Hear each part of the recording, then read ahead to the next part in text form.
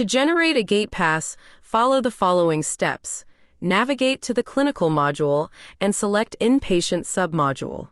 In the newly opened window, scroll down to the bottom View section of your screen. Click on View and select All Discharged.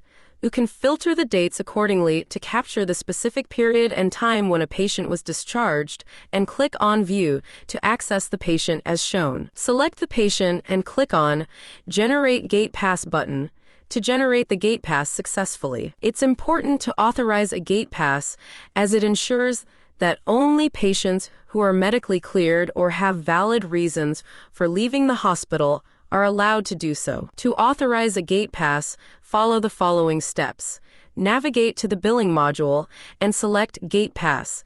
In the subsequent window, you will find the generated Gatepass awaiting to be authorized. In the View Gatepasses window, select the Gatepass you want to authorize as shown. Then at the bottom right corner of your screen, click on Authorize Selected button. In the subsequent window, select your department and click on Authorize, as shown. To view the Gatepass, select it and click on View Gatepass at the top right corner of your screen. In the newly opened window, you can share the Gatepass via email. You can save it in various provided formats. Moreover, you can print it from a browser, as shown here.